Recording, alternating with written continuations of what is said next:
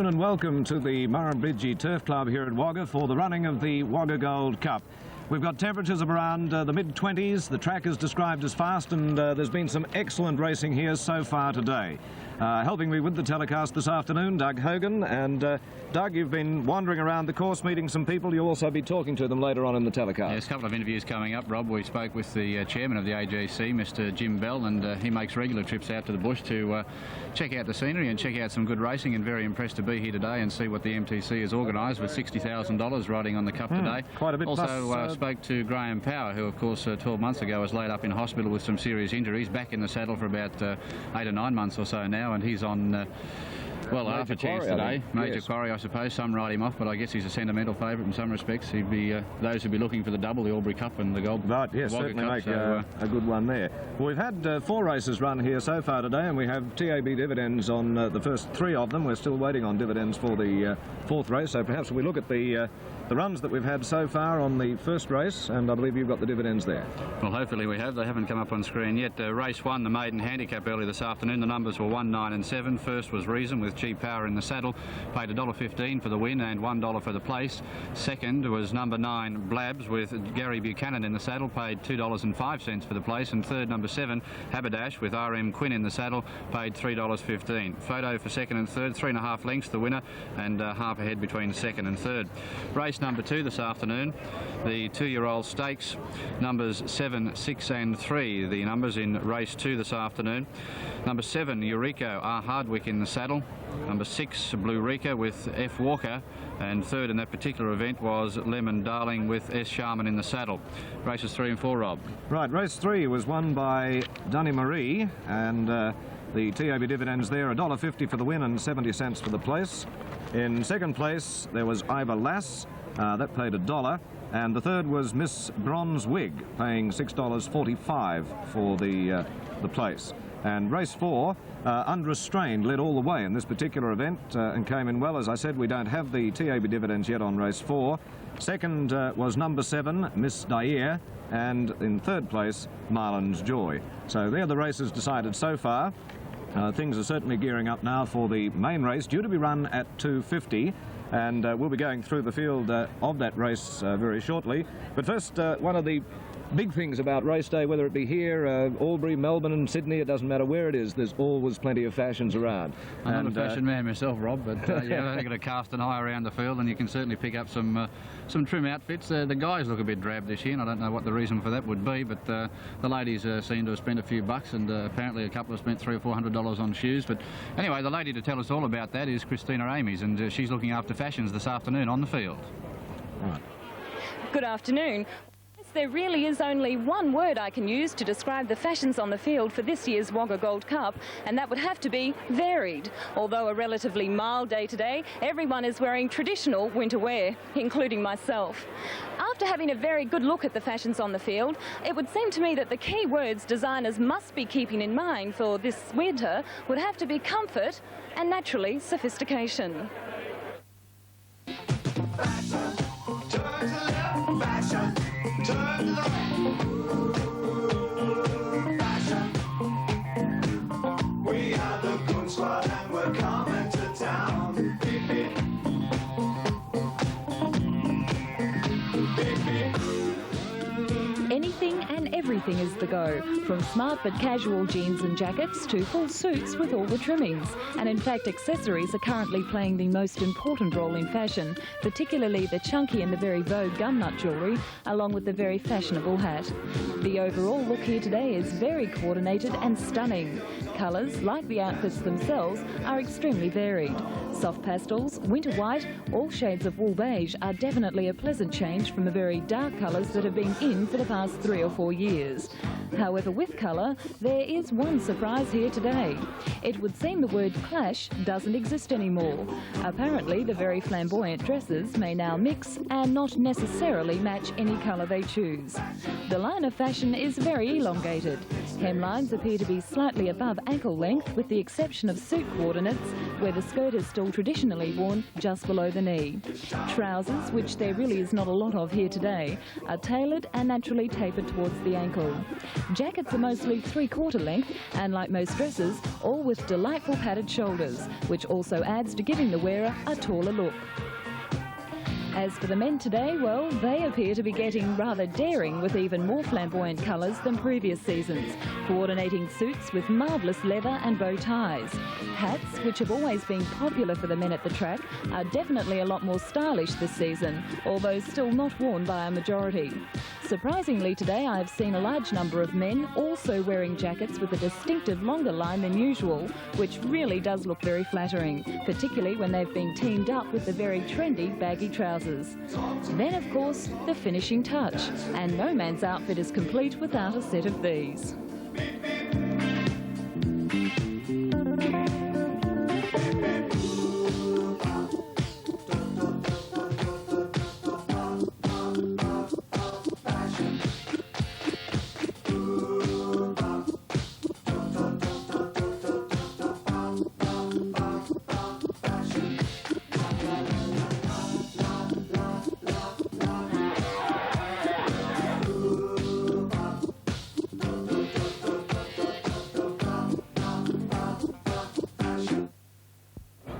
Well, that's part of the fashion scene here at Wagga today.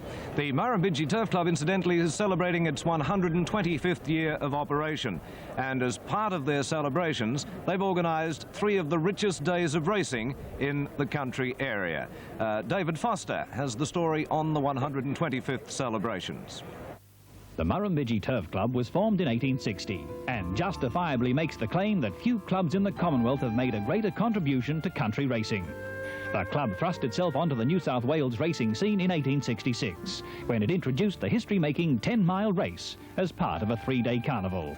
Although the race was never again included on a Wagga program, it instigated a golden era for the new club. According to newspaper reports, the 10-mile event created so much interest, patrons were attracted from across Australia. Accommodation in the town was taxed to the point where billiard tables were used as sleeping places for many of Wagga's visitors. Indeed, the club was going so well that in 1875 it ensured for itself a unique place in Australian racing history by giving more prize money for the Wagga Gold Cup than was given for the Melbourne Cup that year. Even throughout the first decades of the 20th century, the Murrumbidgee Turf Club's meetings continually acted as a barometer of people's taste in entertainment and of their financial condition. In years of economic optimism, such as the early 1920s, the Turf Club meetings were well attended and money spent was plentiful. This is evident in the exuberant fashions of the era and in the impressive prize money given, £1,000. It was during these roaring 20s that the Wagga Wagga course took on the form it still more or less holds today. Now, after 108 years, we recognise the foresight and wisdom of those pioneer members of the Murrumbidgee Turf Club Committee, who initiated and nurtured the Wagga Gold Cup idea. The Murrumbidgee Turf Club has grown with Wagga, keeping pace with its progress over the years. As Wagga is now recognised as a leading inland city of the Commonwealth, so too is the Murrumbidgee Turf Club, one of Australia's foremost country racing centres.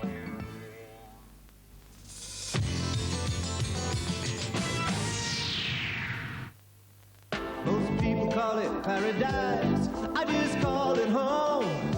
Diamond head, Waikiki, big brown eyes and water so blue. Fresh fish caught from the sea.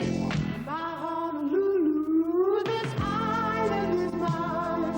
I'm Honolulu through and through, but my kind of beer just isn't made here. Foster's Lager. MH Supermarkets for super specials and low everyday shelf prices. Drop in and see Graham, Trevor and staff at Coringal, where you'll find these specials. 4 litres of Paul's ice cream just $2.59. Ibis cream 300 mils for only 49 cents. Cauliflowers 69 cents each. Number 16 fresh chickens $3.89 each. And 2 litres of Tarex soft drink, available in many varieties, $1.19 each. So don't miss these specials at MH Supermarkets Wagga. The Tolland Nursery Great Autumn Sale is now on, with 25% off most stock. Don't miss out on the fabulous bargains on all ferns, indoor plants, hanging baskets, fertilisers, shade trees, and the vast array of roses currently in flower. The Tolland Nursery Great Autumn Sale definitely ends Sunday, May the 5th. So hurry in to catch their unbeatable bargains. Remember, this great 25% off autumn sale ends May the 5th at the Tolland Nursery in the Tolland Shopping Centre, Wagga. Northside, a totally new concept for Wagga shoppers. Northside in Gerwood Street, Wagga, where you can buy anything from clothing to clocks, from lace to liquor, from groceries to garden tools. Northside, where you can have your hair set or buy your lunch. Northside, out of this world for shopping convenience. Northside today, your new shopping adventure. Northside in Gerwood Street, Wagga. Well, the crowd estimated at between 5,000 and 6,000 people here this afternoon, and as you can see, most of them gathered around the saddling enclosure. Joining me now, Ted Ryder, and Ted, your predictions today. Well, I thought number 8, Niako Fair, could win the Cup from 14, Loyal and True, and 5, Major Quarry. Niako Fair will run as favourite at around about each way odds and has firmed a point or a point and a half this afternoon. Right, and that the favourite odds there, that's changed fairly rapidly this afternoon. Well, he was around about 5 to 1 after the last race yesterday with Rose and Thistle 3 to 1 favourite, but she's gone out to double that quote at the moment. You can get around about 6 to 1 or 11 to 2 about her.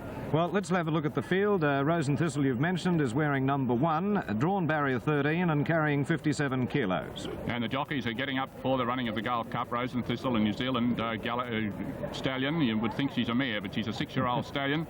She ran 3rd in the Gosford Cup at her last start, previously ran last in the Sydney Cup, and it's rather unique perhaps that we've got the horses that ran last in the Sydney Cup, Rose and Thistle, and last in the Doncaster, Hussar's Command, running in this.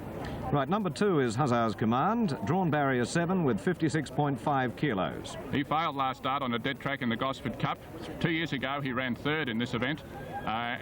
He's got to be some kind of a chance this afternoon, but he's really going to have to improve on recent form to be ridden by the Melbourne jockey Wayne Trelaw. Number 3 is Ring True out of barrier 15 with again 56.5 kilos. Another New Zealand galloper who ran 5th at his last start at Randwick behind All Chant over 1,600 metres, a race in which Pride of Indies finished behind him. At his previous start he'd run 10th in the Doncaster, and his last win was at Trentham in January. Number 4 is Godachi. He's drawn barrier 1, a good position with 55 kilos. And will be ridden by Mel Shoemaker. Now, it's a long time since Mel Shoemaker has ridden at Wagga. He's come back into the racing game quite well in the last few months. His association with the New Zealand galloper Mr. Illusion. Godachi led in the Gosford Cup and knocked up badly. I don't think they'll want to lead this afternoon, but from barrier 1 he may have to. Number 5 is Major Quarry, the winner of the Albury Gold Cup and the first of the locally trained horses out of barrier 14 with 55 kilograms. Well, it's interesting that there's only 2 horses that ran in the Albury Gold Cup that are in this event this afternoon. The stablemate Major Quarry and Chilla Queen. He started, I think, around about 15 to 1 when he won the Albury Cup, and you can get a few points better than that this afternoon. He's got to be a chance, but Dale Broadford got off him because of the wide barrier, so that really doesn't instill a lot of confidence, but he loves this track. He's won 5 races here this campaign. Number 6 is Hail and Shine out of barrier 18 with 53.5 kilos. A very big run on Saturday in Sydney on that bog track at Warwick Farm. He finished 2nd behind Zoning. He's on a dry track this afternoon. He's got barrier 18. He had a 3-kilogram claim on that occasion. Rodney Hardwick riding him this afternoon, and from barrier 18 he's really got the job in front of him. Number 7 is another freer trained horse, Chilla Queen, also from the Albury Gold Cup, drawn barrier 4 with 53 kilos. She ran 4th in this race last year with 50 kilograms. She's got 53 this afternoon. Dale Broadfoot, who had first choice of the rides for the stable, I understand, has decided to ride her. And if she produced her best form, she'd be a chance. But she ran a very poor race in the Hospital Cup at Corowa last start, so it's hard to fence here. Right, number 8, the favourite, Niako Fair, out of barrier 11 with 53 kilos on board. Well, Clive Balfour and his jockey Gary Murphy didn't have a lot of luck yesterday. One of their horses, All Todman, broke through the stalls and had to be scratched, and another one, Barratry, was never on the track, went 3rd in the Town Plate. I think they can win this. Niako Fair, a last start winner of the Easter Cup at Caulfield, and he's only got half a kilogram more this afternoon, so with ordinary luck in running, he's the one to beat. As they go out the gate, number 9, the Pride of the Indies, or Pride of Indies rather, out of barrier 10 with 53 kilos. Well, probably a better name would be Pride of Grong Grong. He's owned by Russ Milne, the publican of the Grong Grong Hotel, trained by his brother-in-law David Hayward. He won brilliantly at Randwick on Easter Monday in a very strong restricted field and then failed at his last start. If he comes back to his best and can get 2,000 metres, he's a definite chance. Number 10 is Maintenon out of barrier 8 with 52 kilos. Well, Harry White's riding this one, and he won this main sprint at Warrnambool on Wednesday on Galactic Star and the Cup there yesterday on Nicholas John, so he's certainly got his eye in, and he'll Maintenon will take beating. She's a mare that loves a dry track. Old Buster carries number 11 out of barrier 12 with 51 kilos. Well, he's at 33 to 1 chance, and I reckon he's well and truly under the odds. My opinion, about 100 to 1. And it's also the third Freya-trained horse in the race. Cassens is number 12 out of barrier 2 with 51 kilos. Tom Howard, who trains this horse, won this race about 13 or 14 years ago with Super Gem, and I don't think Cassens has got the same ability this afternoon.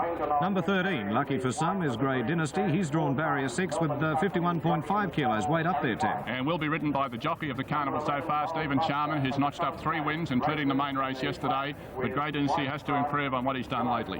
Loyal and True carries 14. He's drawn barrier 3 and weighted at 51 kilos. To be ridden by Michael Clark, the top Melbourne jockey who rides a lot for Colin Hayes. Loyal and True doesn't win many races, but he's racing very well with a lot of minor placings, and I thought he was the danger to Nyako Fair. We get down towards the end of the field now. 15 is Crosby. He's drawn barrier 5 and 50.5 kilos there. A change of jockey on this one. Mark Foley replacing Keith Banks, who I understand had an accident on his way to Sydney Airport this morning, but I don't think Crosby's got much chance of giving Foley a lucky late ride.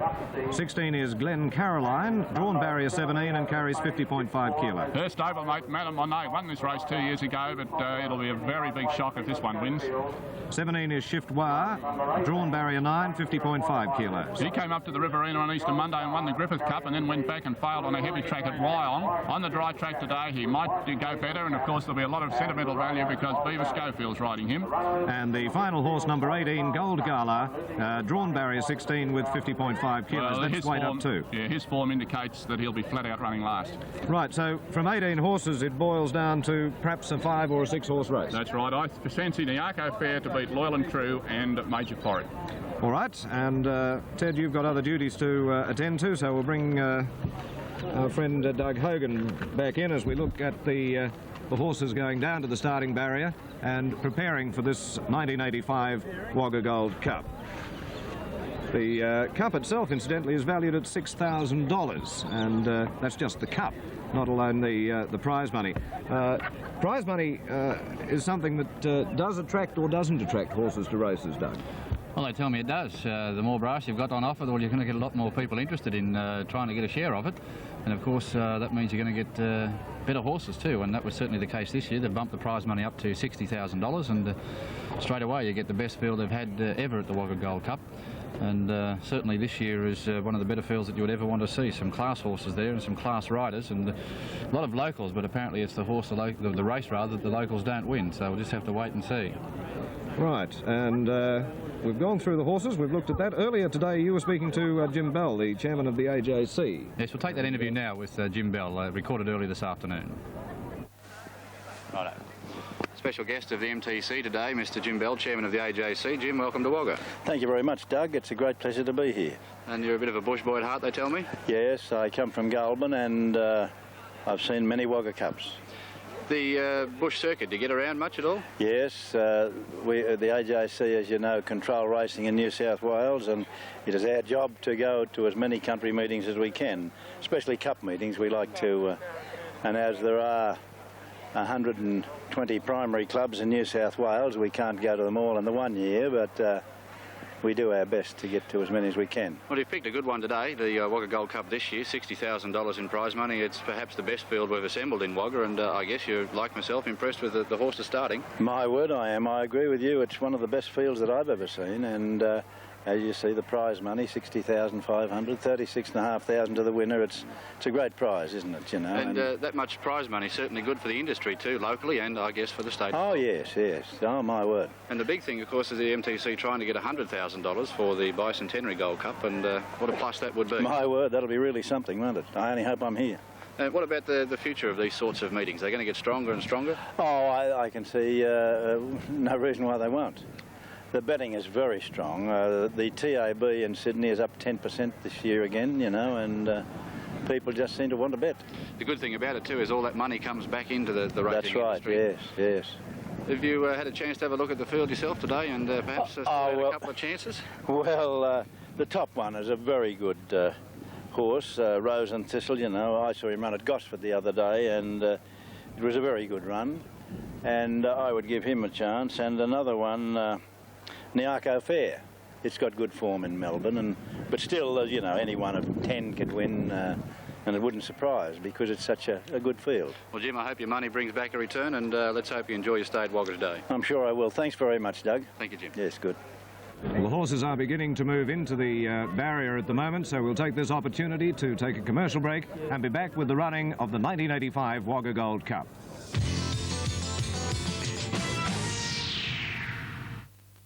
I saw 100,000 people scream. I saw the Cup favourite short and saw a jockey stand tall. I got the keys to the city, took a bird's eye view and took a Captain Cook at all the things you can do. You haven't seen it all. You haven't seen it all. Until you've seen it all in Melbourne, you haven't seen it all. Melbourne, and you thought you'd seen it all. You haven't seen it all. Well, the horses are getting ready for the running of the Cup, and Alan Hull is ready to give you his call of the 1985 Wagga Gold Cup. Coming forward is Grey Dynasty. Behind the line, Hussar's Command being brought across by Wayne Treloar. Pride of Indies is walking forward. About to take its place in the stalls is Pride of Indies. Gadachi locked away. Hussar's Command walks up. Grey Dynasty, Crosby. Loyal and True is set. Chiller Queen goes up. Her stable mate carrying the colour change of black, white stripes, yellow sleeves, pink cap. Bold Buster is right. Harry White takes Maintenon forward towards the middle of the line in barrier 9. Gold Gala goes up towards the outside. And we're waiting on 3 or 4 of them to come forward. The top weight, Rose and Thistle, is taken along by Bruce Compton and quietly takes stall number 14 towards the outside. Niako Fair goes up adjacent to Rose and Thistle. The winner of the Albury Gold Cup, the white horse, the red jacket and blue cap of Major Quarry, are edging towards the stalls. Hail and Shine to the outside. Ring True, racing with a nose roll, carrying the blue and gold colours, goes up. Beaver Schofield about to take Shift War forward. Ring True has gone in. Major Quarry goes up, and Glen Caroline is the last one to accept the barrier stalls. Taken forward by Ron Duffy, the $60,500 Winfield Wagga Gold Cup fielder set. The starter, Mr. Bob Vaughan from Gundagai, walks to his starting platform. He has the flashing red light on, set for a start in the Wagga Gold Cup. They're racing in the Winfield Wagga Gold Cup. A good start. On the inside, Gadachi is hard ridden early, and Loyal and True began quickly, and Shift War going around them at the 1800 metre mark with Hail and Shine. In behind them, Chiller Queen. They were being followed by Pride of Indies in that group with Major Quarry, and also there is Bold Buster in that division of horses. Crosby is next on the inside. He's being followed by Gold Gala. Well back was Maintenon, followed by Ring True, Casson's Hussar's Command. Second last, the favourite Niako Fair as they sweep past the 1500, and last of all is Grey Dynasty. The Gold Cup field go down the back at the 1400, and Beaver Schofield had Shift War the leader. The pace is a solid one. Shift War led by 2 lengths to Hail and Shine, and running third, Loyal and True. They were being followed by Shoemaker, taking Gadachi to 4th one out and travelling beautifully. After 3 lengths in the race came Pride of Indies, being followed by Chiller Queen, Major Quarry, and Bold Buster. The 3 freer stable mates are travelling together midfield. In behind those horses, Rose and Thistle is buried midfield, followed by, moving forward quickly, Hussar's Command, and further back runs Ring True, Maintenon. Well back is Crosby. Third last is Cassen. Second last, the favourite going forward now, Niako Fair, and Grey Dynasty's at the tail of the field past the 800 metre mark in the Wagga Gold Cup, and Hail and Shine is racing up to dispute the lead with Hussar's Command, who's gone right around them. They were being followed by Gadachi, who's always been handily placed in the run. Glen Caroline's been wide throughout starters moving forward. Pride of Indies is there with Loyal and True, and Shift Wars rapidly giving ground whilst right off the track is Ring True, and up the rise they come. Gadachi, Hussar's Commander first over the hill in the cut. Out wider on the track is Ring True, behind them Loyal and True, and Rose and Thistle pull to the extreme outside. Gadachi got the lead. Pride of Indies is out after Gadachi. Pride of Indies is raced up on the outside of Gadachi. It's Pride of Indies starting to draw away in the Wagga Gold Cup, and the locals are home. Pride of Indies has gone on to win the Gold Cup. Second Gadachi, third Loyal and True. In behind them Rose and Thistle, followed by Chiller Queen in that group of horses. On the inside Nyako Fair, Bowl Buster. In behind them again came Ring True, followed by Hail and Shine, Maintain On, Major Quarry. Further back in the race ran Cassens, followed by Glen Caroline, Grey Dynasty, Gold Gala, and Crosby with Hussar's Commander, the last two home after the running of the Wagga Gold Cup. Number 9, Pride of Indies, owned by the Grong Grong Marong Public, and Russell Milne has taken out the Wagga Gold Cup.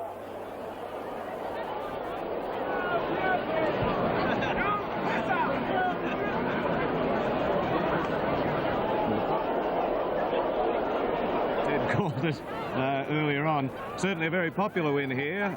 Wagga trained, and did you get the other placings, Doug? Well, as they come back in the replay, Pride of Indies flashed down through the centre. Gadachi had the lead over the rise, and gee, it was a good ride down the centre. And he took it to the post, and it looks to be a clear, almost a length victory for Pride of Indies. And boy, won't they be hooping it up in Grong Grong tonight. What a top certainly will, yes.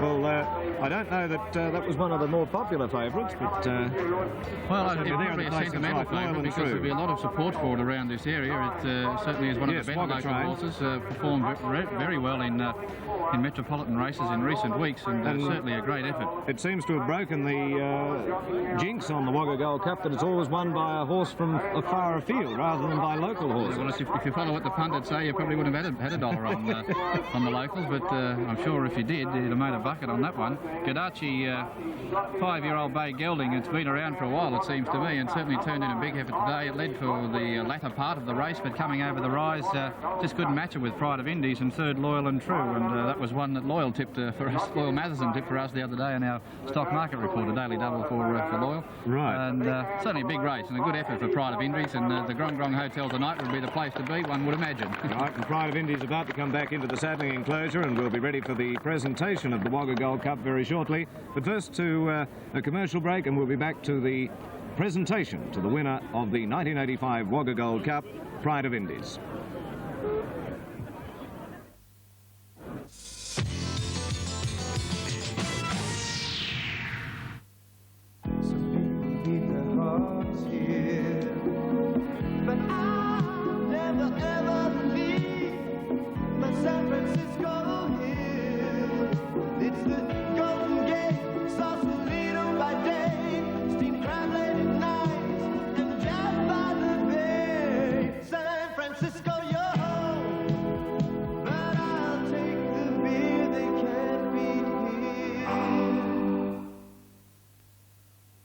MH Supermarkets for super specials and low everyday shelf prices. Drop in and see Peter, Ian and staff at Northside where you'll find these latest specials. 4 litres of Paul's ice cream just $2.59. Ibis cream 300 mils for only 49 cents. Cauliflowers 69 cents each. Number 16 fresh chickens $3.89 each. And 2 litres of Tarek soft drink available in many varieties $1.19 each.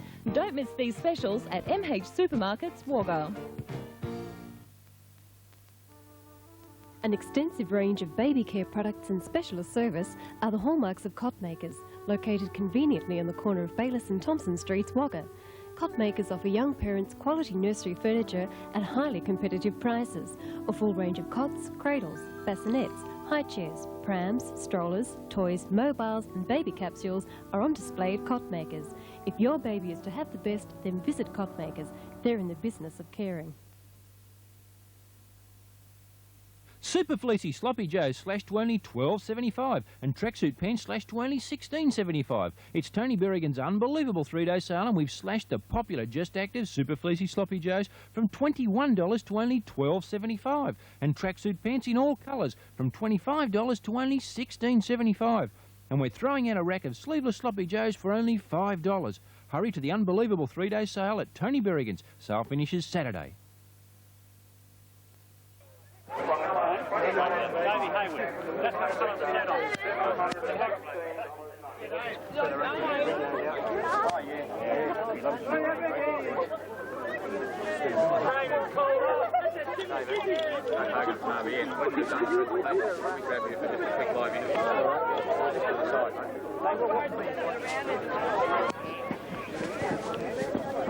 you're right, get the fence here. Yeah, the fence here, you're right. Old, young, it doesn't matter. I've got the train, I don't know where the jockey's gone. He's gone away. Where's Russell Milne? We can get him too if we can. Scottish shooting.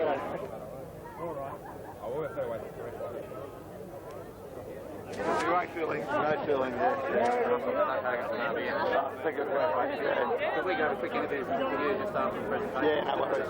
Yeah, I want to you and Dave. Yeah. Thanks, mate. What a ripper. Ripper one, eh?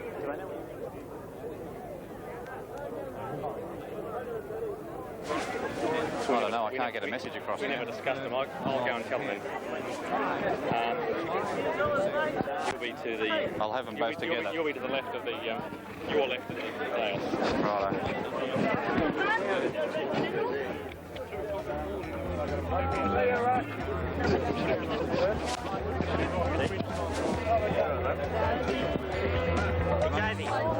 Mentioned 3/4 of a length were the winning margin, and between second and third head. The time, 0.5 of a second outside the record. The race was run in 2.15. We're now standing by waiting for the official presentation, and we'll be crossing to Mr. Colin Lamont.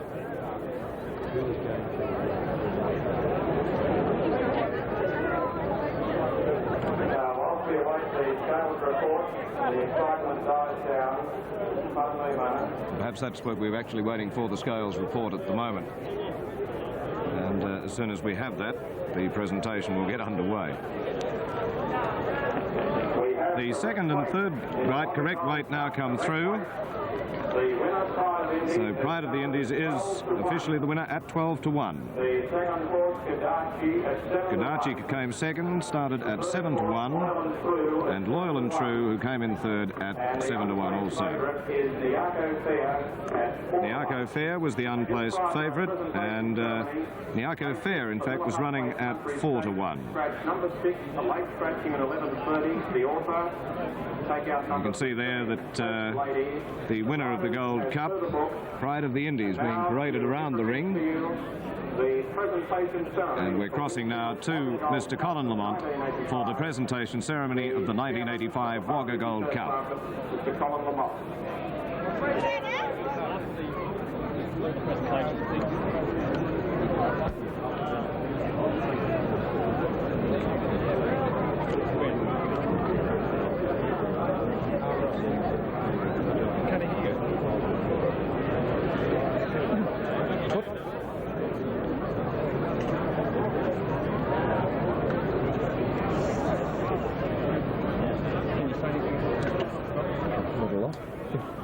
Well, obviously there's still a bit of discussion going on as to just when the presentation will take place. We're relying on Mr. Lamont to come forward.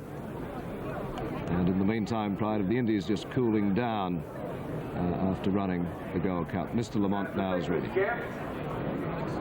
Ladies and gentlemen, on behalf of the Murrumbidgee Turf Club Committee, I welcome you all to this, the 125th anniversary of the formation of the Turf Club and today's Winfield Gold Cup, the second day of our three-day carnival, and particularly Mr. Robert Page, the State Manager for Winfield, who will present the trophies. We also have from Winfield Mr. Graham Hughes and Mr. John Scott, promotion of Winfield, and Mr. John Nolte, the area manager.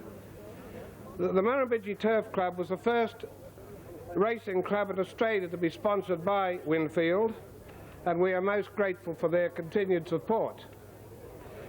The directors of Winfield are aware that Wagga Cup is a listed race and is the hub of one of the biggest country cup carnivals in Australia, and I am sure, as are my committee, honoured to have with us today so many important racing identities. We have the chairman of the AJC, Mr. Jim Bell, the Vice Chairman Mr Alec Rofe, the Treasurer of the VRC Mr Geoffrey Levitt, the Treasurer of the STC Mr Ozzie Roberts, President of Canberra Dougal Stewart, and the President of the SDRA Mr Howard Martin, and other club presidents and representative clubs and associations. I would like to thank again all sponsors who have supported this meeting and indeed other meetings throughout the year. Without the support, the Murrumbidgee Turf Club would be unable to afford the $150,000 prize money which was allocated for this meeting. Our thanks are also directed to today's sponsors who, apart from Winfield, are Max McLaughlin Grain and Produce, Ream, Vic Cooper's Hats, the Daily Advertiser, Mercantile Mutual Insurance, Miller Huthwaite and Ampol. The media played a tremendous part in the Carnival's promotion, and again our thanks go to them, as well as owners, trainers and all connected with the horses who made this meeting possible. Behind the scenes there is the Secretary Manager of the club who contributed so much to its success, and our special thanks are directed towards Doug Hubbard and his competent staff. Also to the ground staff for a well-prepared surface and surroundings headed by our ranger Shelton Smith. The Murrumbidgee Turf Club, as this is the 125th anniversary, I might add, was formed in 1860, and I repeat some highlights mentioned yesterday of the club staging a 10-mile race as part of the three-day carnival in 1886. This race attracted large crowds from near and far in those days. In 1875, the prize money for the Wagga Cup, then run over 2 miles, was more than the Melbourne Cup. The Wagga Advertiser described the Murrumbidgee Turf Club prize money as the largest for any handicap race in Australia at that time. It is now my pleasure to introduce Mr Robert Page to present the trophies. Mr Robert Page.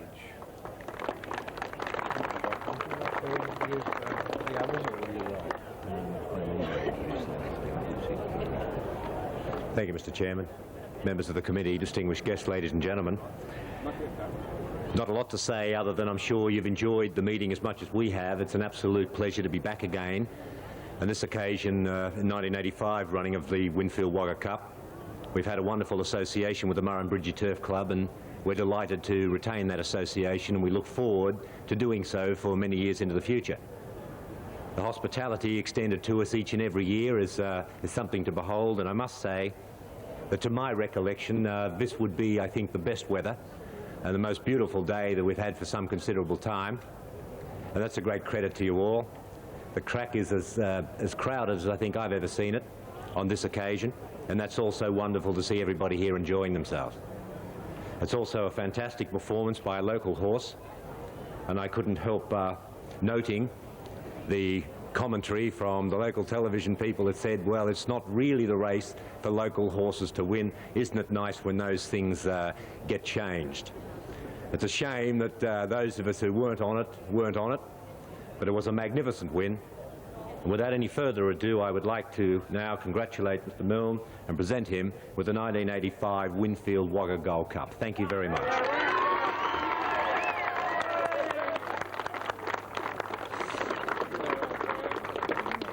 Congratulations. Fantastic effort. It's something that you're obviously going to be very proud of for a long time to come. All the very best to you. Thank you. And it's something you're going to be very proud of, no doubt. Did the tears show? Good on you. Please, say a few words for me.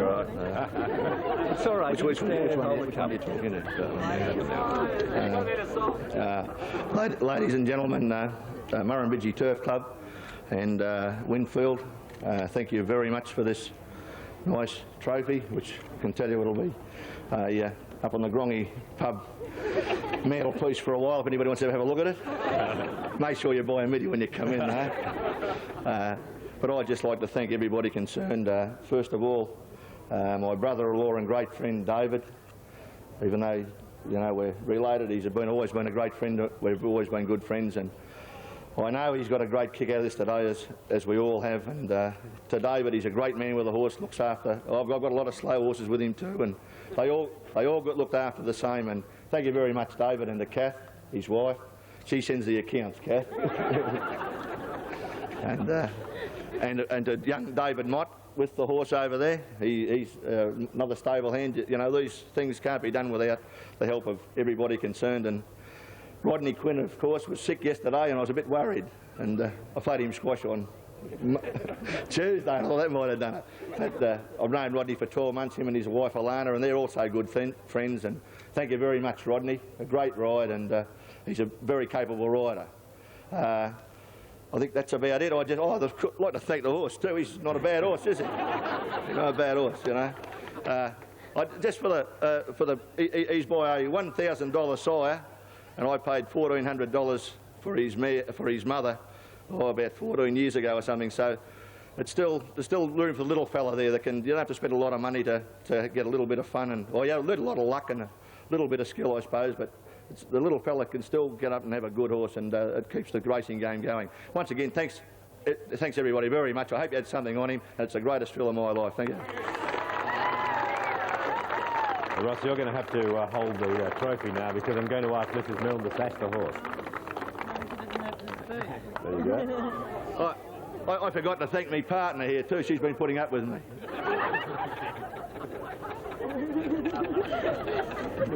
You've got to put that on the horse, can't you? No, could be funny. He knows what Mum does.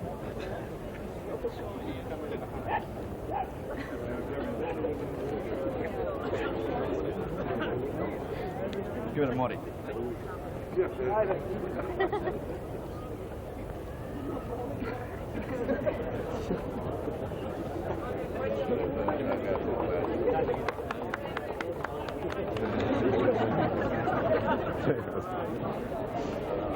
Your attention, please, is the state of McAllister of Wagga, Mr. Qualls. The office is the state of McAllister of Wagga. Good on you. Congratulations once again. Thank you. Oh, you got to go. Well,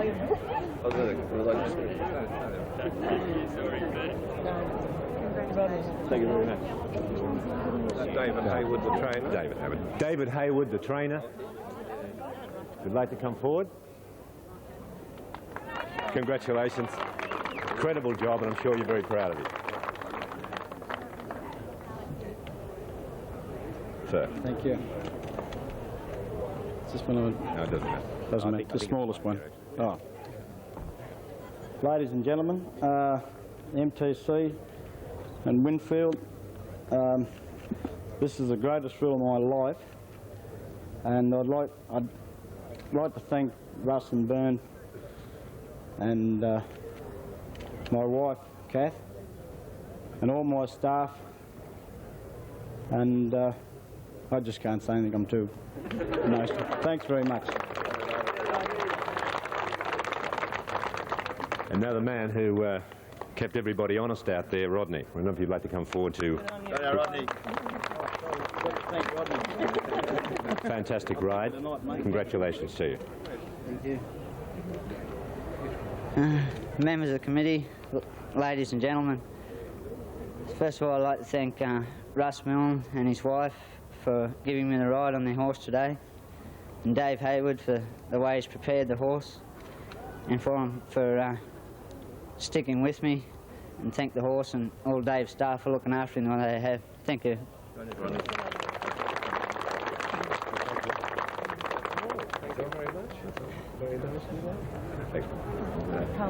Thank you, ladies and gentlemen.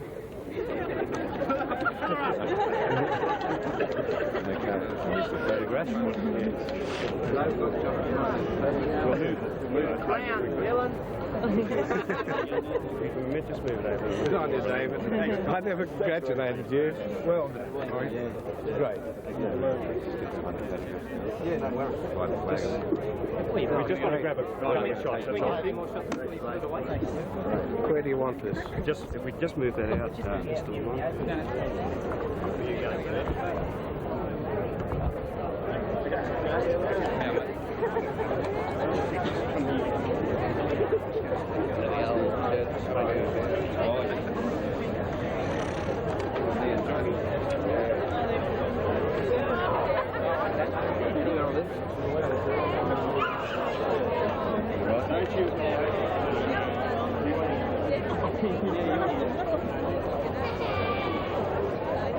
We're just waiting on TAB results now from Sydney and Melbourne, where we have the TAB results. Right, if we could put those up on the screen and perhaps clear the actual TAB results. At this stage, there they are for race 5. Pride of Indies played $2.85 for the win and $1.30 for the place. In second place, number 4, Gadachi, paying $1.20 for the place. And third, number 14, Loyal and True, $1.55. Certainly, if you had some money on Pride of Indies at $4.90, that was quite a good win. And obviously an unexpected one, because it certainly didn't come in as favourite. The unplaced favourite, Nyako Fair, came through there. Now, again, we're just waiting on Doug Hogan now to meet the trainer and jockey, but obviously they're a bit busy at the moment, so we'll pause for a commercial break and be back with Doug Hogan and the winning trainer and jockey.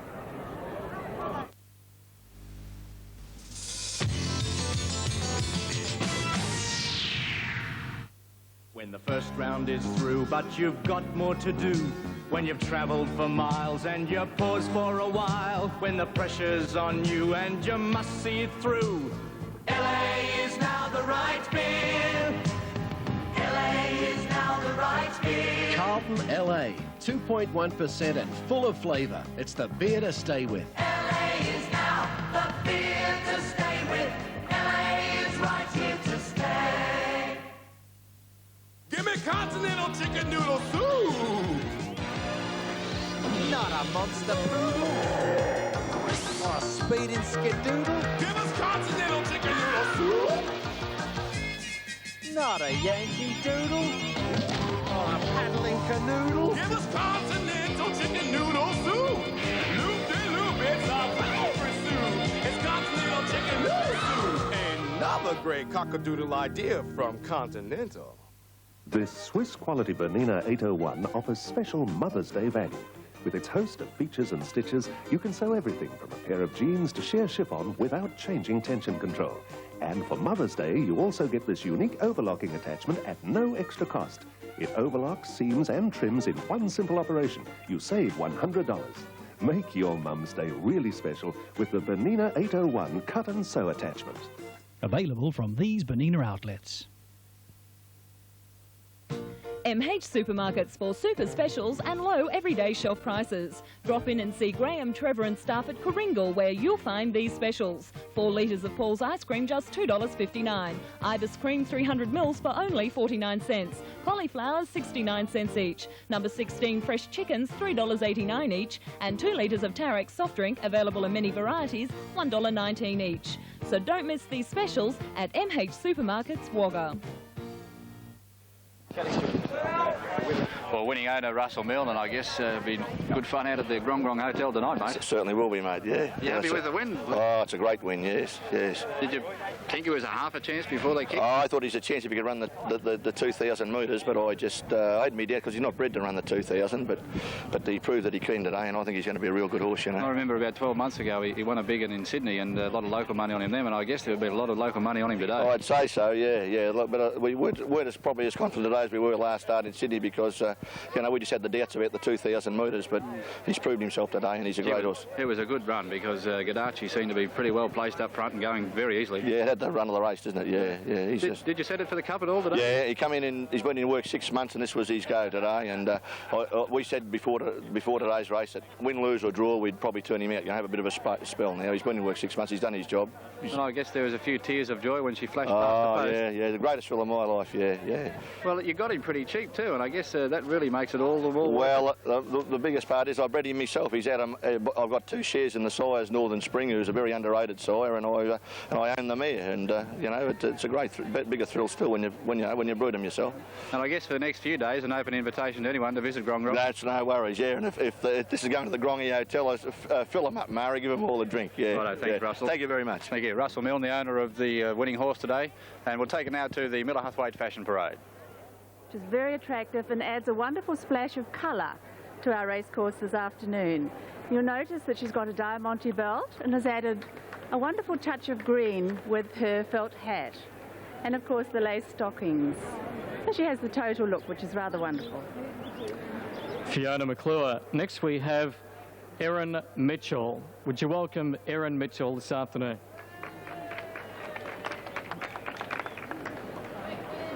Erin's beautifully coordinated, and she's chosen a cream ribbed cotton, lovely long line jacket and a slim skirt, of course in the new length. She's chosen light coloured stockings and teamed it with black accessories. And you'll notice the earrings that she's chosen, big square black ones, which look absolutely wonderful with her outfit. We might just mention some of the generous sponsors who have been associated with the parade this afternoon. First of all, Miller Huthwaite in Baylor Street, and others who have been associated with this particular function, Holbrook Hosiery. There's lots of people, including Slade Knitwear and, of course, Helena Rubinstein. Contestant number 3 in the young miss section is Lynn Brown. Lynn's our very own Helena Rubinstein consultant, and she's looking wonderful today in a red two-piece suit, and I might add that it wasn't me that chose her, so it was a completely unbiased opinion. And she's coordinated with tan, which is rather unusual, and I think you'll agree it does look terrific. From young this time, from the Cherry Capital, our next entrant is Lynn Taylor.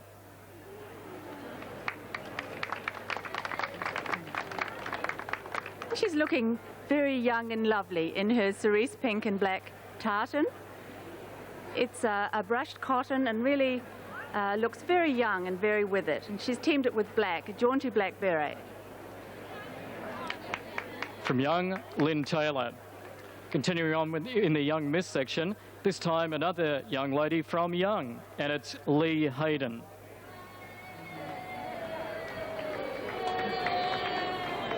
She brought her own cheer group along, Lee has. Lee's teamed coffee and cream together, and she has a coffee dress with a double-breasted cream jacket and a felt hat also in the coffee colour.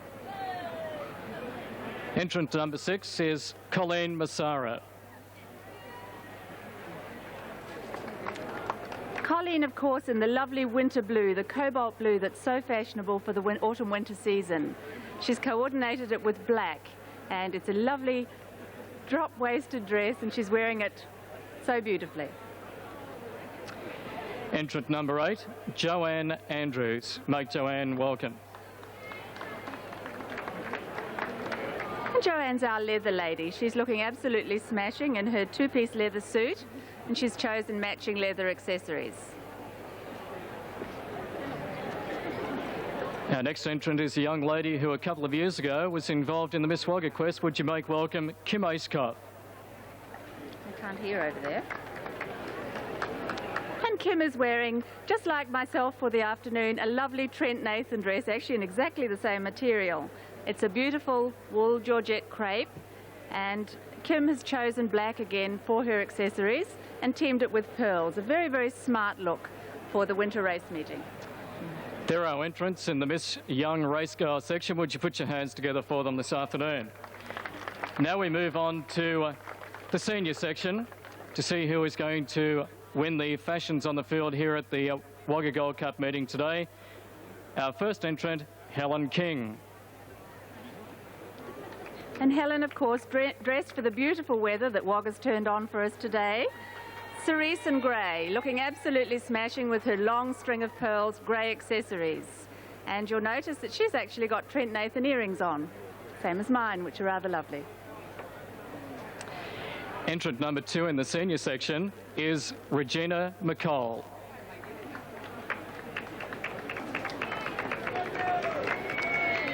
Regina's dressed in the latest long line look. She's chosen black and cream, and she's accessorised it with silver. Silver and black always look rather wonderful together. And you'll notice that all these ladies have been chosen because of the way they've accessorised their outfits, and they have a total look. The jewellery is blended, and the makeup, of course, as well. Entrant number 3 in the senior section, Mrs. Keith Gow.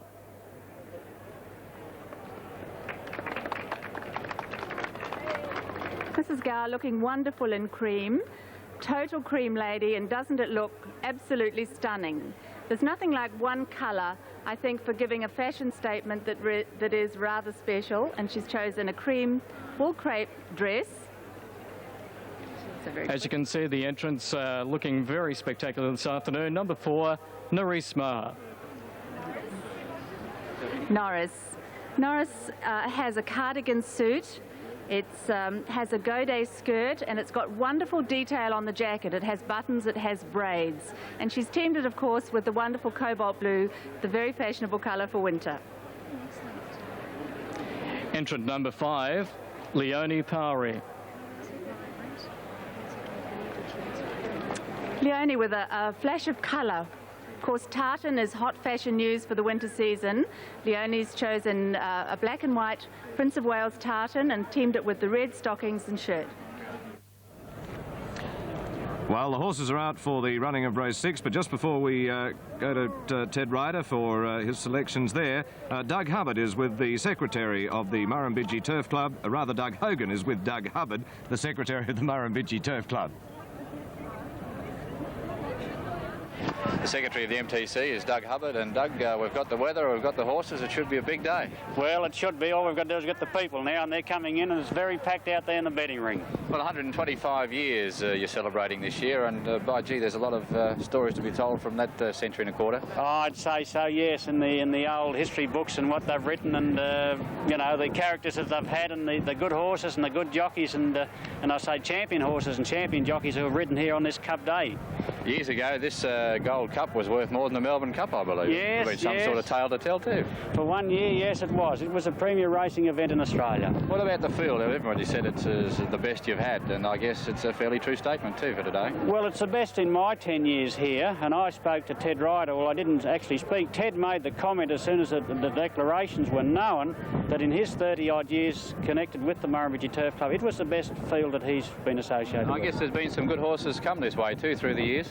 Well, the one that comes to mind is Amonis, of course, and he was a great horse, won many races, and he completed the big double with Farlap in 1930 with the Caulfield Cup, and of course he'll live in the annals of the Wagga racing. Well, it's built up to $60,000 in prize money this year, more than 40 grand for the winner, and I tell you what, that's not bad brass to pick up, is it? It's big prize money for the bush, or it's big prize money for any race, and we're looking forward to the $100,000 Cup in bicentenary year 1988, and I've heard some Victorian trainers talking this morning as I walked along, as a matter of fact, and they were remarking on that we intend to get to 100,000 and stay there, and they thought that was a great thing for racing. $100,000 question's a big one to pop on a sponsor.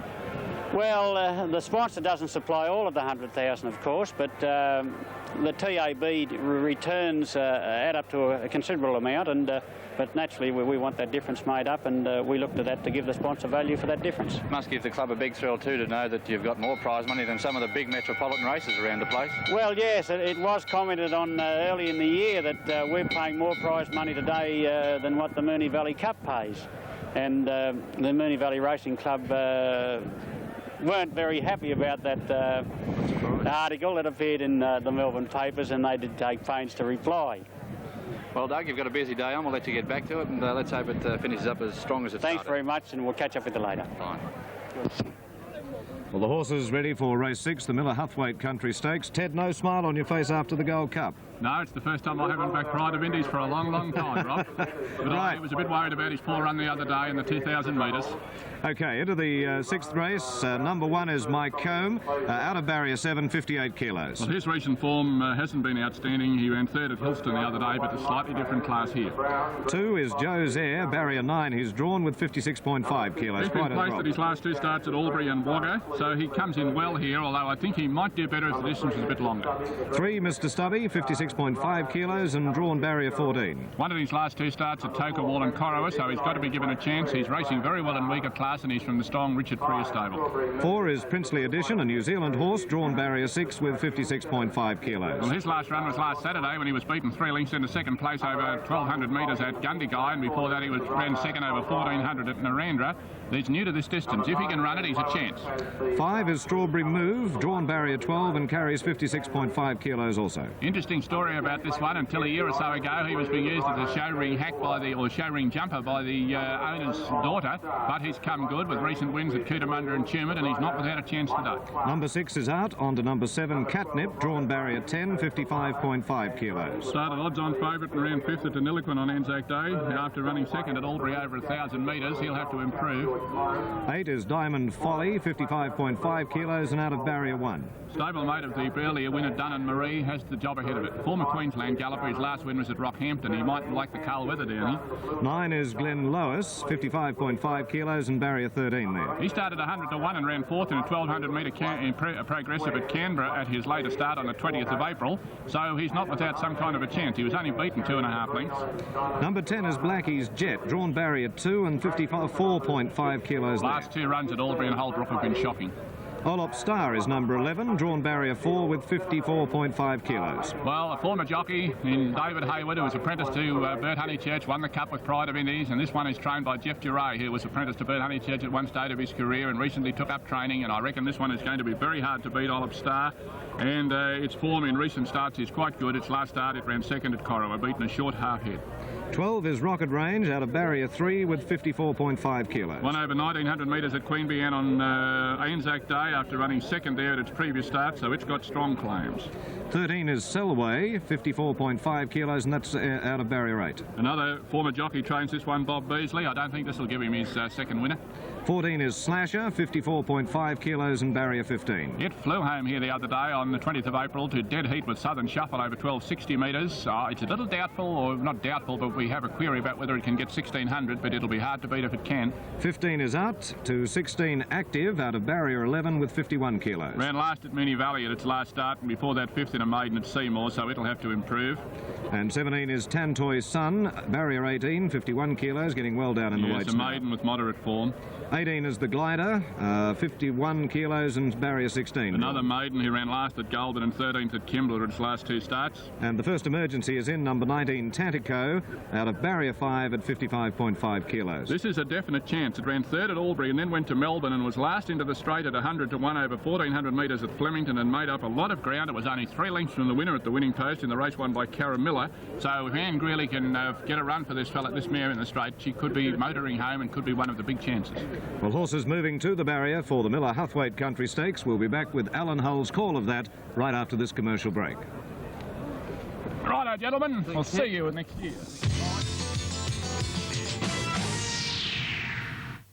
When the first round is through, but you've got more to do. When you've travelled for miles and you pause for a while. When the pressure's on you and you must see it through. LA is now the right beer. LA is now the right beer. Carlton LA, 2.1% and full of flavour. It's the beer to stay with. LA is now the beer to stay with. LA is right here to stay. Grant Kenny, Iron Man. Kellogg's Nutrigrain, Iron Man food. Corn, oats, wheat, protein. Plus vitamins A, B1, B2, C, niacin, and iron. The great taste of Kellogg's Nutrigrain. Iron Man food. MH Supermarkets for super specials and low everyday shelf prices. Drop in and see Peter, Ian and staff at Northside where you'll find these latest specials. 4 litres of Paul's ice cream just $2.59. Ibis cream 300 mils for only 49 cents. Cauliflowers 69 cents each. Number 16 fresh chickens $3.89 each. And 2 litres of Tarek soft drink available in many varieties $1.19 each. Don't miss these specials at MH Supermarkets, Wagga. Coy's Home and Garden Centre of Young and Kibblers of Cowra have in stock a full range of Trico garden sheds and carports at most competitive prices. Both the single and double carports are engineer designed and easy to erect. Trico garden sheds and carports feature quality construction with strongly braced concealed structural gutters and 4 purlins. The use of zinc-alume and galvanised materials ensures long life. Inspect the Trico range at Coy's Home and Garden Centre, Burrawa Street, Young and Kibblers, Redfern Street, Cowra. Well, the horses are just moving in, but earlier today, Di Morrissey from Good Morning Australia was around the course, and we have an interview with Di Morrissey, so we'll take that as we wait for the horses to move in.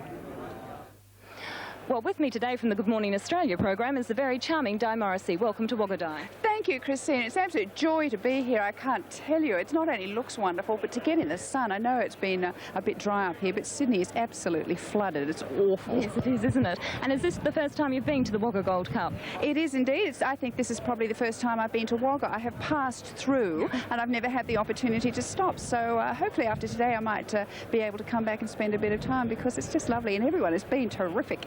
From interviewing movie stars to the races, it's certainly a different venue to what we're used to seeing you in. Yeah, occasionally we go down and do the Melbourne Cup for Good Morning Australia, and in a way I prefer the atmosphere here. It's a lot more fun, and the ladies are up to equal of anything you see at Melbourne Cup, but I'm really enjoying it, and I think I have had a few tips whispered in my ear, and I think it's going to be Niarco Fair, but maybe Chiller Queen is my other sort of outside shot. Oh, we'll see what happens.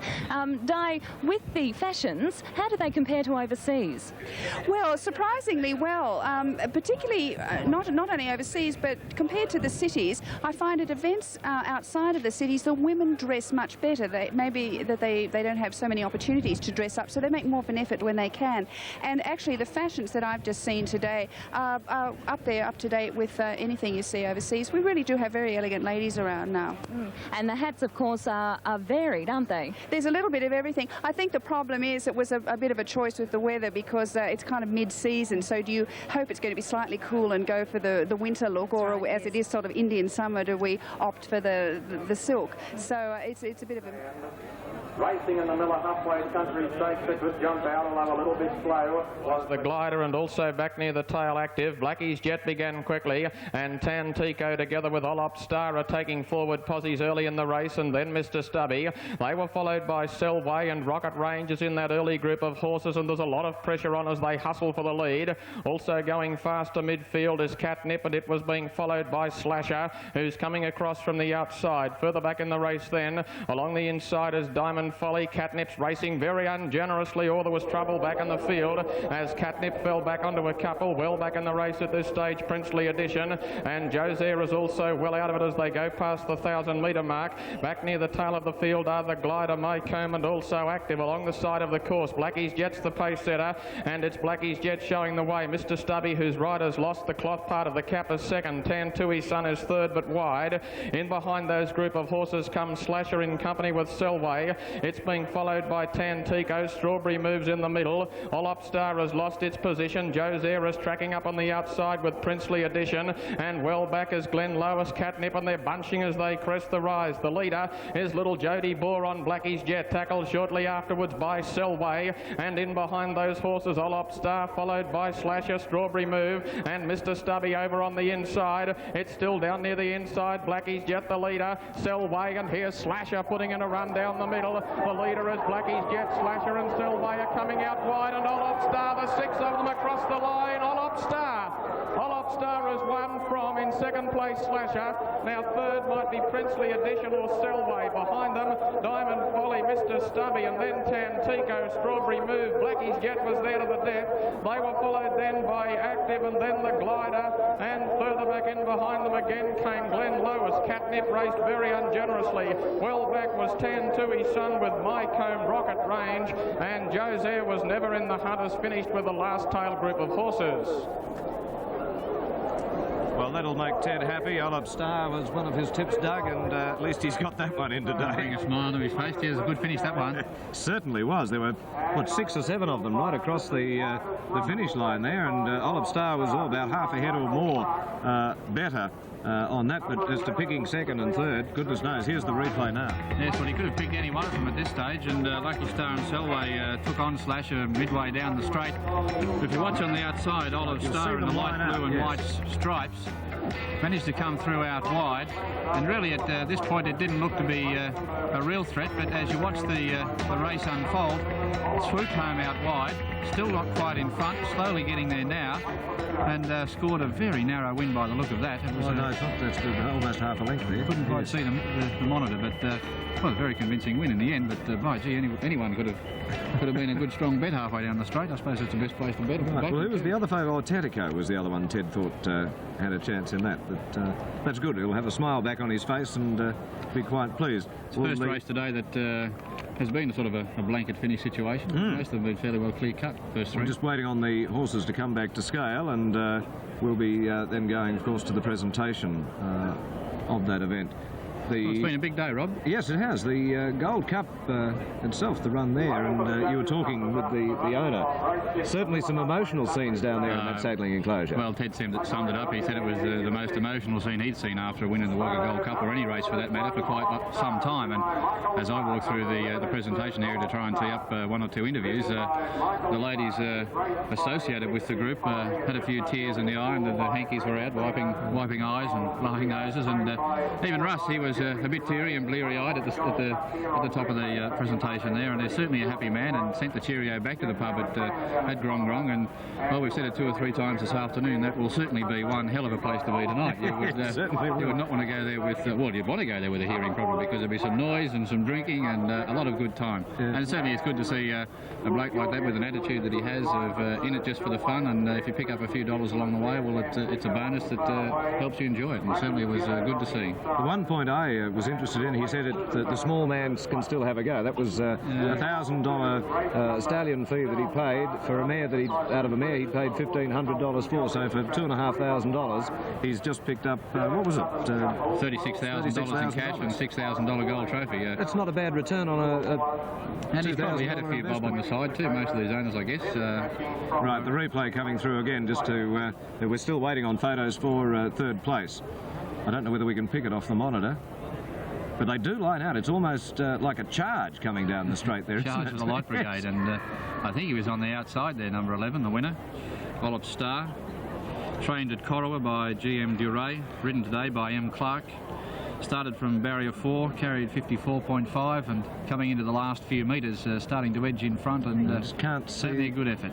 No, can't see the number. No, and the colours aren't too clear either. So they're still milling around outside the enclosure. We have 11 and 14 in the frame so far, so number 14 has come in second. Slasher. And he led over the rise into the straight and was taken on by everyone as the race unfolded. Just couldn't quite keep it going. Still waiting. In fact, Slasher almost had it won there at the rise. To listen to the call, it certainly I'd be a brave man would have tipped him at that stage, or even be cheering, I suppose. But you'd be a brave man to say that he'd had it wrapped up, because there were so many hoop over the top of that rise. But it's an interesting rise here at the Wagga course, because it brings many a good horse undone too. That just a slight lip at what, about 2 or 3 feet it rises. Well, I guess really, I mean, I'm not a racing man, but I would imagine it would sort out those horses who are fit and a chance in any race. You know, if you come into something like that after a long run, 1,600 metres is certainly not long, but if you get the longer races, it probably would sort them out for sure. This is going to change timings a little bit with. Well, they've kept the darkroom busy today. Yes. The photo's been flashed around fairly often this afternoon. But gee, that's been a big day. I've not been to a Wagga Gold Cup. Have you heard an official figure for the crowd? We estimated between 5,000 and 6,000. It's a bit hard. I've not been here before, and I'm not certain how many it would hold. There it is, number 13. So Selway, in fact, ran a very good race there and was unlucky, really, to be pipped. But I guess a conservative estimate would be about 5,000 or 6,000 people. I would have thought there would have been more. A beautiful autumn day. It certainly has been. I understand weather up here hasn't been all that good. Oh, it's been reasonably pleasant. Good to be outside. That's the usual sort of autumn weather around here. 1:37 the time for that last race, 1,600 metres Miller Huthwaite Country Stakes, $4,100 for the winner. That's 0.2 of a second off the record, incidentally. The numbers again were 11, 14, 13, fourth went to number 4. So that's the Miller Huthwaite Stakes, and we'll be crossing very shortly to the presentation for that race by Mr. David Stribling. The horses will have to come into the enclosure, and we'll still have to await correct weight. I just wonder if perhaps this might not be an opportune time to go for a commercial break.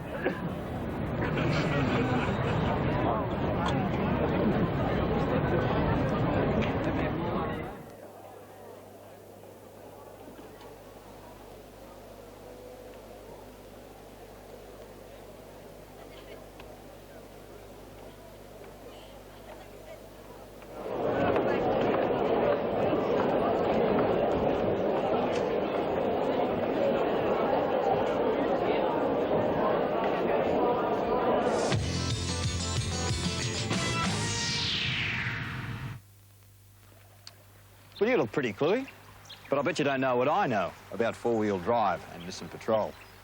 Look here, can you beat it? Turbo diesel 6, limited slip differential, a new, smoother riding suspension. 5-speed. Only Patrol has all that. And reliable. It is a Nissan. Courtney, mate? Guess he knows what I know. Nissan Patrol. That's Nissan know-how. Come alive, come and dive. Nissan. Well, things are almost ready for the presentation in the Miller Huthwaite Country Stakes. The winner was Olive Star. The second was number 14, Slasher. And third was number 13, Selway. A long neck was the margin for the winner, half a length between second and third. So those margins were pretty close, and I think your description of charge of the Light Brigade as they came to that post was quite a good one, Doug. A fairly basic description, but I think it did sum it up fairly well. Well, from where we were, we had no chance of picking up the winner. 7 or 8 horses across the line there. It wasn't until the last few strides we were at a 45-degree angle to the winning post, and I suppose the last 3 or 4 strides it became a bit more obvious that he was to pick it up then. But unfortunately obscured the numbers from the colours from the second and third horse. We paid the fare up to Wagga today from Colorado, I suppose, $4,000 for first place. Yes, actually in that one there were quite a number of local horses as compared to the Gold Cup where we only had 3 locally trained horses. This one was full of local trainers. Corowa, Wagga, as you go through the course there, Wodonga. So they travelled from quite a distance for that particular race. A lot of local support for the meeting today from various sections of the community. Obviously the media has played a part in promoting a very big carnival, but a race like this, for instance, Miller Huthwaite's sponsoring this particular event, and that's certainly good to see. You can't do without sponsorship. If you don't get it, you don't run, I suppose, isn't it? No, still no movement as far as the presentation is concerned, so we can perhaps look on to race 7, and the horse, unfortunately, we won't be covering race 7, but for those who, of course, are interested in betting, just looking there, I don't see any scratchings at this stage. Well, I mentioned coming up very shortly too, after the presentation we'll be crossing to Christina Amy's with the winners of the Fashion in the Field today. And, one of the big sidelights of any Wagga Gold Cup carnival, and in years past they've always been glamorous, the ladies, and the guys have looked resplendent in various shades of suit and casual affair. And having a casual look at the winners, you can't see them on screen yet, but very nifty dressed gentlemen there by the look of it, Rob. In fact, correct weight has just come through, Doug, there, so we should be going to the presentation very, very shortly. In fact, Christine Amy's is almost ready. Presentations are presentations. I wish to take this opportunity to thank MH Supermarket in conjunction with the Australian Wool Board for sponsoring the Country Stakes, the Miller Huthwaite Country Stakes race which just been run, and also for the sponsorship of the Fashion on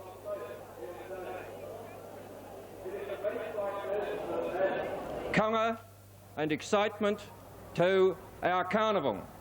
The race club cannot exist without the generous cooperation of such sponsors.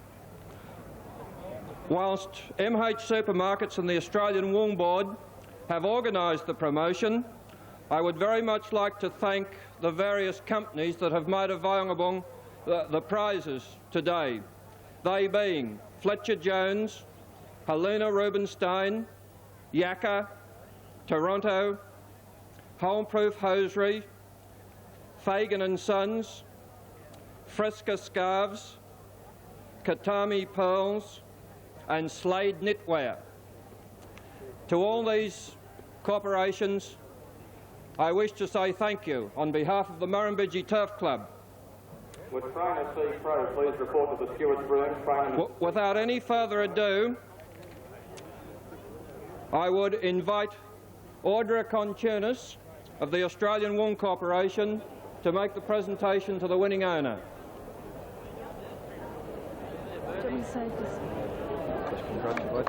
On behalf of the Australian Wool Corporation, I'd like to give our congratulations and also present this beautiful pure new wool horse rug. Thank you.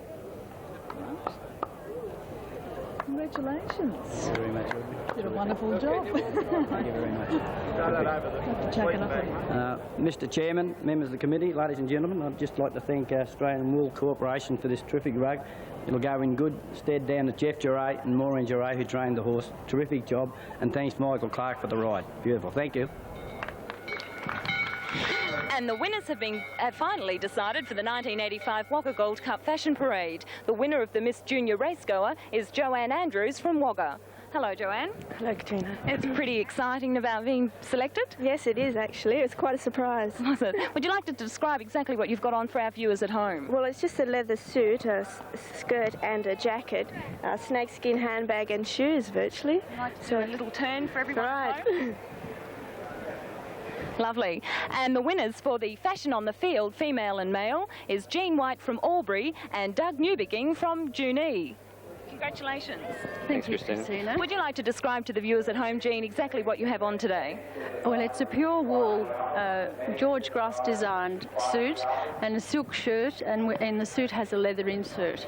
And I chose it because the colour, I love the colour of the shirt. Yes, it looks very lovely. It suits you very well. And Doug? Grey flannel and wool suit with matching bone and accessories. And they all look very lovely. Well, for me, it's been a very exciting day here. This was my first Gold Cup, and I certainly hope it won't be my last. So until next year, goodbye. Well, that's just about all we have in our coverage of the Wagga Gold Cup today. Doug, thank you very much for your assistance this afternoon. And, Pleasure. It's been very enjoyable this also, afternoon. our thanks to Ted Ryder for perhaps not his expert tips, but at least one of his horses came home. We have the TAB dividends now on that Miller Huthwaite race. There it is, Ollop Star, $3.50 for the win and $1.15 the place.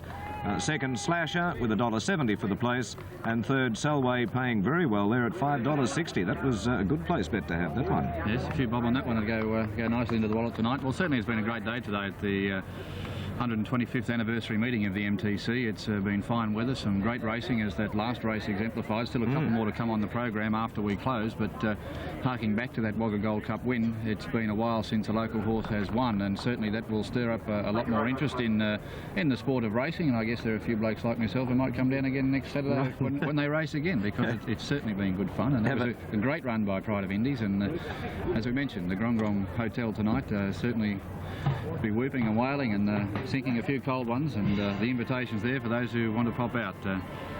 It certainly was a great race, and good to see the local horse get up. Right, well, thank you very much. That's all from the Murrumbidgee Turf Club here at Wagga, and our presentation today of the 1985 Wagga Gold Cup.